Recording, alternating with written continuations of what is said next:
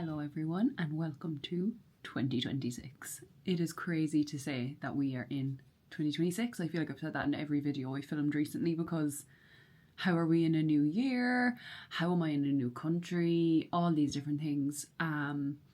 But yeah, so I saw Larry do the 2026 beginner tag and I decided I wanted to do that as well because I like the idea of setting out intentions for this account to try and hold me accountable, basically. So we have a list of 18 questions. We're just going to rapid kind of fire through them and you might get a sense of me and more about me and like my reading taste and stuff. And obviously for new followers who don't know me at all, you might get to know me a little bit better through this. So the first question is the scariest question. How many books are you planning on reading in 2026? Now, for those of you who don't know, I've always reached my reading goal since I started reading. This year has been the first year I have not reached that goal. So I set my goal for 100 last year. I got to 90. I did have a busy year in fairness, but like so disheartening. But I decided that I was just going to try again this year and do the 100. Now, I don't know how likely that is because I'm going to be very busy with work and stuff, so I don't know, but 100 is the plan. I have set that on Goodreads, I've set it on Fable and Storygraph because I track them, not just on one app, but 3. I don't know why I track them on 3 apps, but it just does something for me having them all in the different apps because some of them let you do the points, some of them don't let you do like 0.25 or 0.75, some don't let you do that. So I like to have a general mix of them all. So yeah, 100 is the goal. If I don't feel like I'm going to make it, I might just edit it towards the end of the year because someone let me know in the comments that they did that and I wish I had done that now. But anyway, so that's the goal. What we're reading is 100 books in 2026, hopefully. The next one is a book you're likely to reread this year. And like, if like for the new people, that's fine. You're not going to know what book I'm going to reread this year. But if you know me, you know that the only books that are going to be reread and that are on my mind is the Boys of Tommen series from start to finish. I will be rereading the whole series this year. They're the only series and the main books that I packed with me when I moved because I knew that that was all I was going to want to read, or like I knew I couldn't bring a lot of books, so I was like, which books matter to me the most? And 6 of the Boys of Tommen books made the cut of the 10 books I got, so you can do the math on that. But yes, I'll be rereading the Boys of Tommen series. If you don't know what the Boys of Tommen series is, it follows Johnny and Shannon. It is set in Ireland in 2005. They are both teenagers, and I don't want to go into it too much, but each set of books follows a different couple. So Binding and Keeping follow Johnny and Shannon. Saving and Redeeming follow Joey and Aoife, and Taming 7 follows Claire and Gibbsy, and then Releasing 10, which was the most recent release, follows Lizzie and Hugh, and then we're also going to have books for Katie and Feely as well later in the series. But yeah, that's the series I'm going to be rereading, and it's the only series I plan to reread this year. It's the only book I plan to reread this year because it's a 6-book series currently, so it will take me a while, and they're quite hefty books, but they don't feel like hefty books when you get into them. So if you haven't read them, I highly recommend them, and if you have read them, you already know. So yeah, that's the book I'm going to be rereading. A priority read on your 2026 TBR. Now, this, I don't really know what to class as a priority read, because like I have priority reads that are coming out later in the year, like new releases that are coming out that are going to be priority for me, but it says on my TBR. But like, yeah, okay. The priority read for me, I'm just going to go with this. And we're going to say this because I love the Beartown series so much. I'm so thankful to Sarah Crowley for introducing me to them, and I will thank her in every video I talk about them because I wouldn't have read this if it wasn't for her and her reactions. So this series follows a hockey town, and the hockey town, that's basically all it has going for it, is that they have a good hockey team or a semi-good hockey team that they think will win, and it'll bring more prosperity to the town, which will make the town better, and basically he does it like he has breaks in his chapters. I don't want to show it because it might spoil something, because that is the third book, but he like breaks into chapters, so like you could be in one person's POV and then in the next paragraph you're in another person's POV, and like it can be a bit confusing and overwhelming at the start when you're trying to get to know all the names and all the people, and like it is a lot, but I feel like once you start to get through it, you learn so much about them, you nearly feel like you know them by the end of the series. So, well, where I am at the moment, I feel like I know them, I know their personalities, I know everyone is so distinct, because like we have such a big community of characters that he has built, but all of them have their own distinct personality and traits and things like that. So you really immerse yourself in the story, and that's why I think you care so much about the characters, because he does that so well. But Winners is the third book in the series, so I've read obviously Beartown and Us Against You, but the Winners is a priority for me to get to, because I need to find out how the series ends. I need to know where we're going and where it's going to end, because obviously all the events that happen in Beartown you're dealing with in Us Against You, and then it follows on through that. So yeah, very excited to finish the Winners, and hopefully it'll be a 5-star read for me. The other two, the first one was a 4-star, the second one was a 4.5 star, so I'm hoping this will be the 5-star that I want. 4, an author you won't be reading more books from this year. And you know what, I actually had to think about this, because I do try to give authors multiple chances, because I feel like you could read one book by them that isn't great, but then a completely different series or a completely different story might be written differently. It's hard to pick one that I wouldn't read at the moment, because this is the only author I've read multiple books of that I haven't liked and didn't enjoy and rated quite lowly. So it would be Grady Hendrix, unfortunately. I think I read 2 or 3 of his books last year. I got one, the Witchcraft for Wayward Girls. I got that as an ARC, and that was really hard to read. I could not get through it. I finished it, but like at what cost? And then the other one, I think it was like the Serial Killer Support Group or something like that, along those lines. Or was the Final Girls Support Group? That's what it was. And again, really hated it, and I just don't know, is his writing for me. If you have read Grady, if you've read Grady Hendrix and you know what books are good by his, or that I might find better, then let me know in the comments. But so far the 2 books I've read have been a hit and a miss, so he is very low on my list to read at all in 2026, if at all. So yeah, take with that what you will. You might enjoy it, but I didn't. So this question is something new you want to read. So I don't know if it means new in the published sense, or new to me as in like new on the TBR, or new. So I'm just going to go with new on the TBR, just for me, just to make it easier. And because I have such little books here with me, the books I do have, I'm trying to fit them into the answers a little bit as well. But Normal People by Sania Rooney. This is something new, because I just bought this literally last week. So it's new on the TBR, but I've watched the series twice. I absolutely loved it. Connell and Marianne's story is so beautiful, and like it was so true to Irish life. It felt like being a teenager in Ireland. It reminded me of school a lot. I do love this colour. The one thing I hate though is they have this on the front of it. But I do really, really want to get to Normal People. I think everyone and their nan knows the story of Normal People. But another one, if this doesn't fit the question and you're not happy with this answer, Intermezzo, I know it was released last year, but it is relatively new. I do want to read that also. It's about 2 brothers I know there's chess involved in some way, I feel. Or maybe that's just because of the cover, I don't know. But I think there's grief in that book, and they lose someone important to them. I don't know, is it a spoiler? I think it's the dad, I don't know. But it's the way that the 2 brothers deal with the grief, I think. I don't know much about it, clearly, but it is a book I do want to read this year. Then we have a popular book you want to read. And this is a big one, guys. So I'm going to need 2 hands to carry this over here. Alchemized by Senling Yu. I know nothing about this. I know this was written...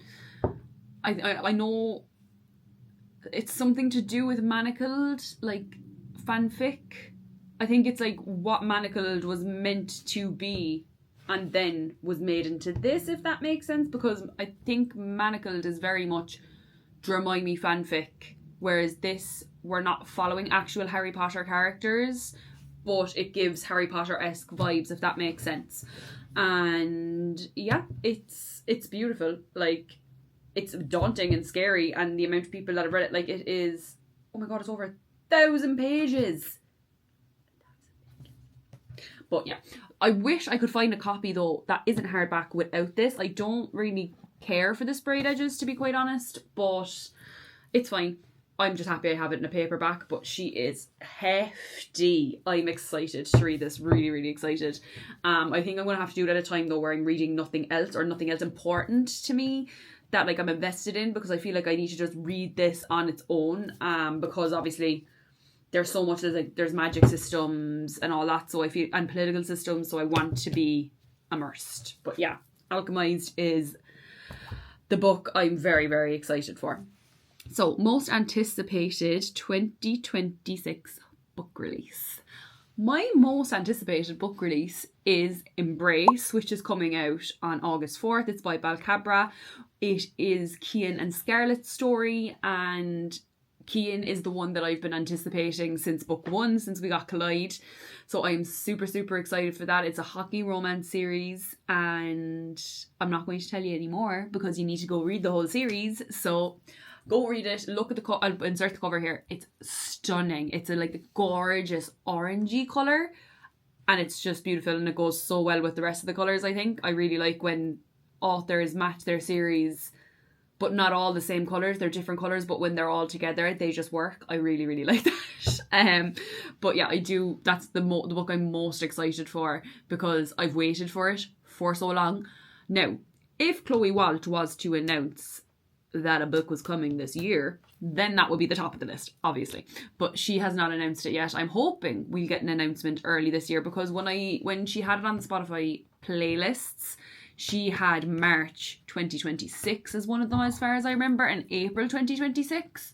So, Chloe, you only have 2 months, hon. You've 2 months to let us know. A bookish goal for 2026 is the next question. And I think I said this last year as well in this type of video, but I want to DNF more books. That has never happened. I have never ever read a book and not read it from start to finish. It may take me a long, long time to finish it from start to finish, but it's always there in the back of my mind waiting to be read. I never ever DNF anything. I might just put it down for a day or two and then go back to it, because I have a fear of not finishing it, and it feels like I didn't complete it, and then it feels like I can't mark it on my Goodreads that I've read it, because I technically haven't. So I want to be able to DNF more and feel comfortable with DNFing more, because if I'm not enjoying a book, it's going to bleed into reading other books, and I'm not going to enjoy reading other books as well if I'm reading a book I hate. Because what book was I reading recently? Consider Me by Becca Mack, unfortunately, was not a good one for me. I did not enjoy it at all. Every minute of it was hard, and I sat through all 500 pages of it because I felt I couldn't DNF it. So we're getting better at that this year. A book that's been on your TBR you probably won't ever read.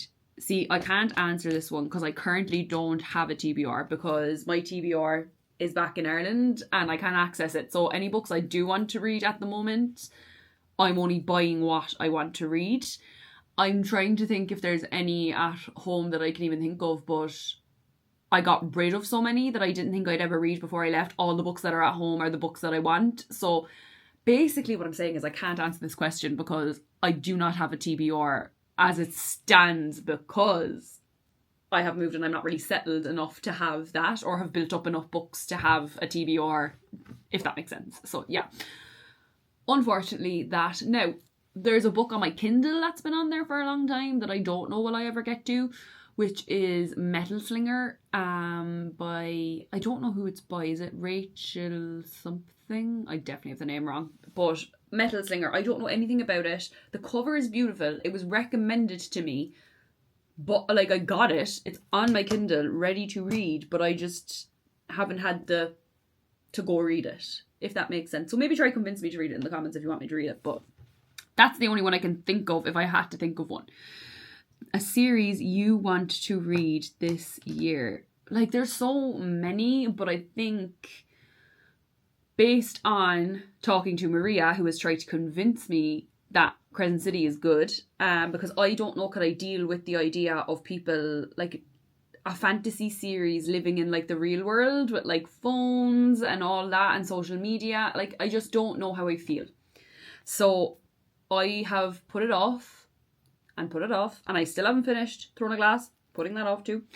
But I do want to give Crescent City a try once I finish Throne of Glass. So that is a series that I do want to read this year. Will it actually happen? I don't know, because as I said, based on all that stuff, it just really confuses me, the idea of sitting there being like, they're literally, and I don't know, is it just because it's a fantasy? Because if it's any other book, I don't particularly love when social media is brought up in, like, normal mainstream books, but I can tolerate it more because it's like, that makes sense for the world that we're in. But try convince me in the comments. Tell me how amazing it is. Tell me how amazing it is. Also, as well, actually, sorry, I just thought of something else. Rune Dannon with his hair. Because I just thought about it there because he has a shaved side of the head because of the way my hair looks. But, don't know, can I take him either? I know who he is and I know what his relation is to the series. I just don't know, can I picture that and read that and enjoy it? So yeah. Your auto buy authors going into 2026. I'm just going to go top 5. Chloe Walsh. Elsie Silver.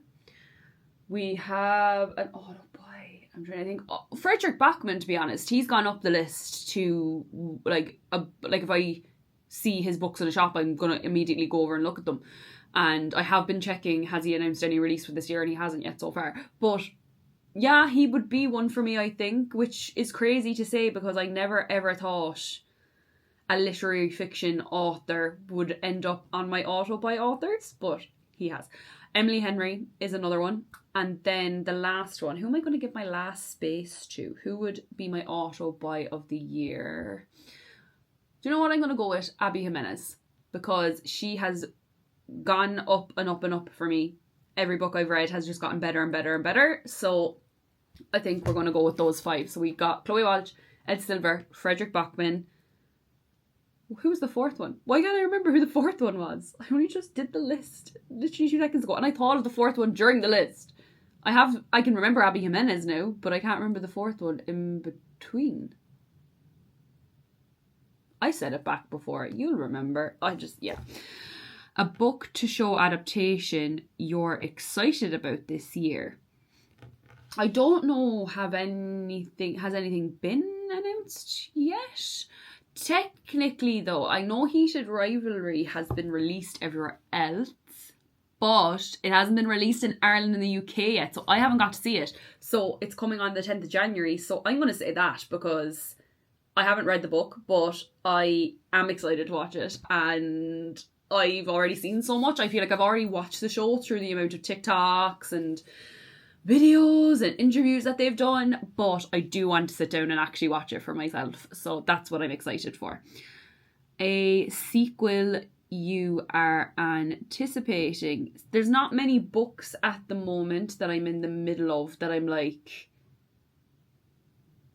excited for, that are like new, let's say. Like, it's not anticipating in a sense of like, in my mind when I read that, I think anticipating means anticipating its release, but it could just be anticipating me reading it. So I guess I'm gonna go with, I read The Hunger Games last year and I absolutely loved it. I don't know how I've never read The Hunger Games, but I read the first one, really liked it. So The Hunger Games Catching Fire is one I'm so excited for, because I've already seen the films, so yeah, I do know how the books go, I do know what happens, but I do really just want to read the series, because I liked the movies, but I actually found I connected to the characters more through the book. I didn't connect to them as much on screen, and that was a fault of my own. I didn't read as a teenager, so I never read The Hunger Games as a teenager.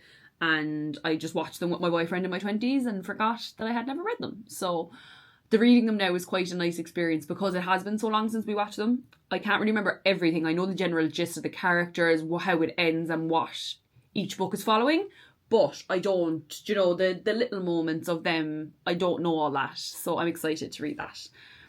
Bookish things you're leaving in 2026. Not DNFing is being gone and left in 2025. Oh yeah, it says bookish things you're leaving in 2026, but it means bookish things you're leaving in 2025. So not DNFing is one of them. I had this irrational fear. I've bought annotation guide stuff for years now, since I really started reading back in like 2021, 2020, and would never touch it because I was too afraid to ruin the books and make them perfect, to make them not perfect anymore. My New Year's resolution is to just make them whatever way I want them to look. Whatever way I want my books to look. If I want to annotate it, if I want to write on it, I can. Do you know why? Because I paid for it and it's mine. So why am I putting so much pressure for it to look pretty and aesthetic? Because you see so much on social media of people putting up how aesthetic their annotations are, how lovely they look. But I just find sometimes it doesn't work for me all the time. Sometimes I do mess them up and then I feel guilty and I feel like I've ruined the book when I haven't. I've just made a mistake. So they're the two main things I'm planning to leave in 2025, is not putting so much pressure on myself to not enjoy my books fully, because I've found when I have been annotating this year more and not caring so much, that I've enjoyed my reading experience a lot more, because I'm not putting the pressure on it being like, oh, I love this quote but I can't underline it, because if I underline it, what if I ruin the page? And if I ruin the page, whole book is ruined, I have to stop and I have to buy a new one. So no, we're leaving that attitude back in 2025. See you later. What to expect from this account? To be honest, just expect my life. Like, I have no problem sharing my life with you guys. Of course, obviously what I do is predominantly talk about books because that's my niche and I love it. But I'm happy to show beauty side of things. I love doing makeup. I've always loved doing makeup. I'm happy to show lifestyle content if you want to see lifestyle, because I have emigrated to a new country, so it's a whole new surroundings. So like, it's nearly like I'll be exploring this new city with you if you'd like to see something like that.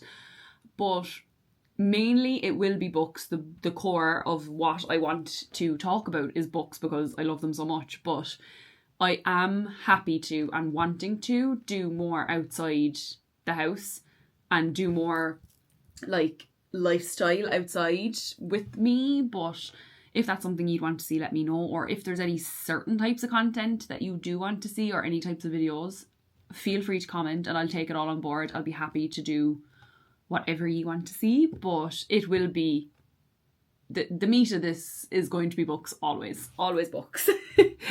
How has your reading taste evolved from last year? I actually think this is a really nice question, and when I was thinking about it, my reading taste has evolved like the most it has since I started reading. I think in the first year or two I was just so eager to just read all the books that people were recommending. It was just grab all the BookTok books, just care about that. But last year what I did was I just started slowing down with my reading, taking my time and actually picking books that align with kind of where I am in my life now and what I enjoy. Like, I used to not mind reading like the sex scenes in books, spicy scenes, all that. I had no problem with that. It was never obviously the dark romance side. I never went to that, but it was like I didn't mind a little bit of spice. But now I find I'm getting more joy and value of reading books that have little to none, to be honest.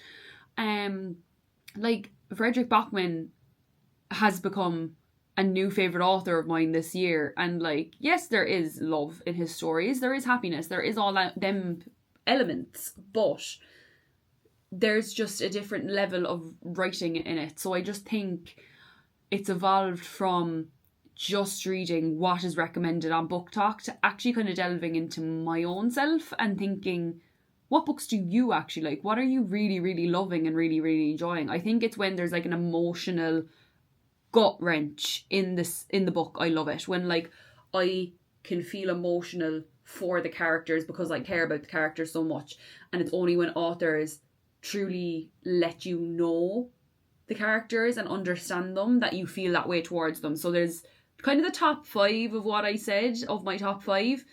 They do that really, really well, where you know the characters. Another person who does it really well is Taylor Jenkins Reid. And I've heard Cara Bastone does a very good job of it. I haven't read any of her books. I do plan to this year. I have one of them in my locker and I have one on my Kindle, so I do plan to read her books this year. But I've heard through Des, Sarah, they talked about it a lot, that like her stories don't talk about that. They talk about like the deeper side of things, and that's why I think later in the series as well, of the Playing for Keeps series by Becca Mack, I'll get into that more because it has those more emotional elements to it. I like the emotional side. I like to cry, and I think that's why I'm so much resonating with so much of Sarah Crowley's recs recently, because she loves those types of books. So any book she recommends so far, I've been obsessed with. So gotta give Sarah her props, because she is absolutely amazing when it comes to recommending books. It's brilliant.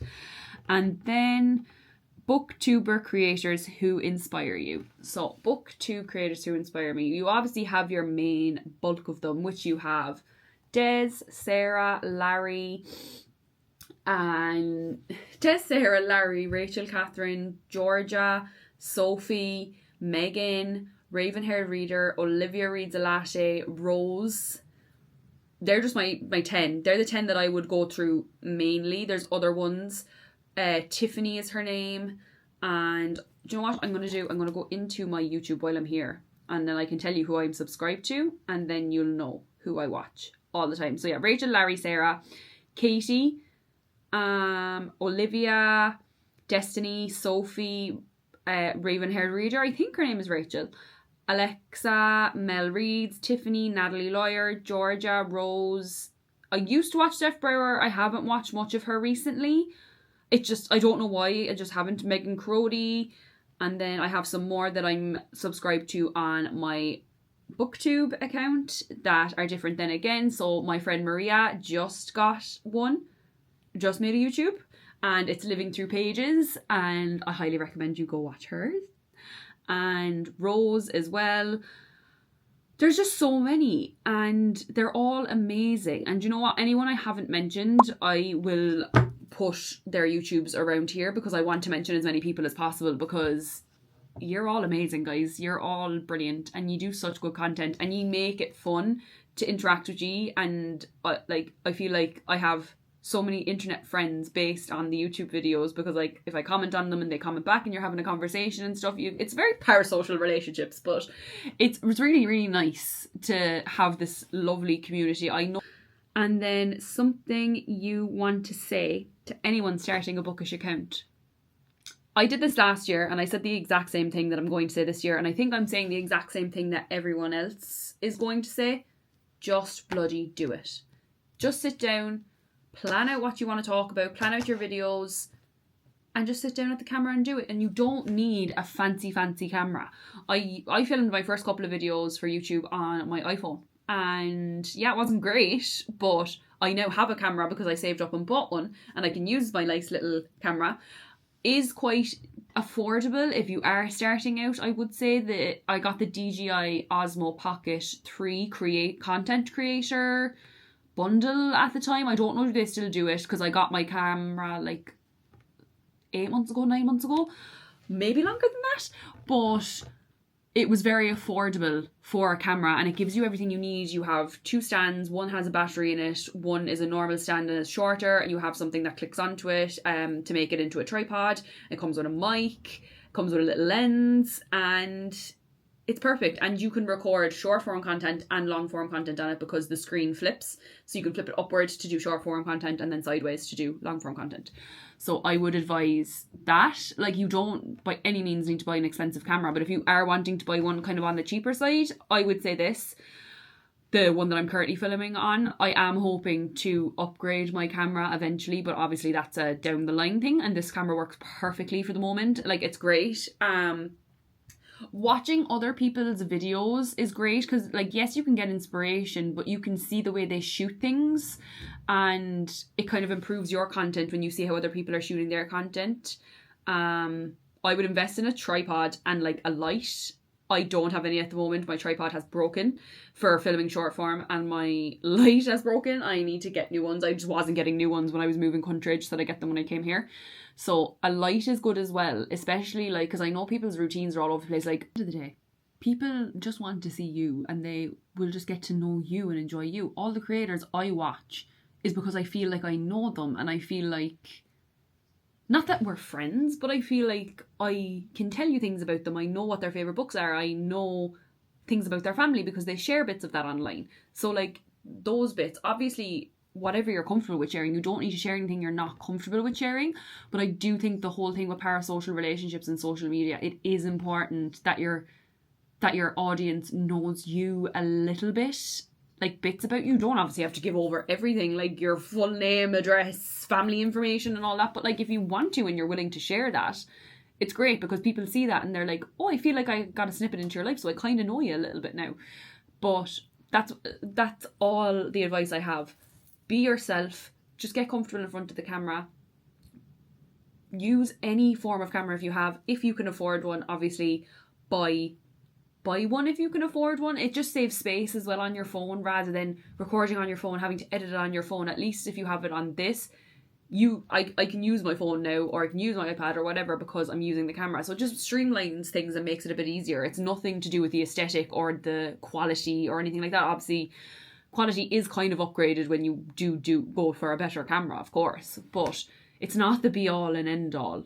Like, I think if that's an obstacle that is stopping you from starting your channel, is that you don't have all the tripods, lights, cameras, all the equipment, you can get that over time. You can save for that over time. You don't need it, but just be you and be comfortable on the camera, and that'll show and that'll shine, no matter how well your camera is, or how well your lighting is, or how well the shot is. But obviously people do like attractive content, and that's what drives you to kind of stay and stick around. But I do think it's about who you are. And that is it. I feel like I have been rambling on for ages, and that I'm losing the run of what I'm saying because I'm rambling on. So I'm going to stop now. So these are all my goals for 2026. All the books I want to read. All the things I'm going into hoping for in 2026. I am going to leave all the questions below for ye in case you want to do it. If you do it, let me know. Thank you so much to Laurie for putting the questions in her comment, because I would not have been able to find these otherwise, and this video would have taken me a lot longer.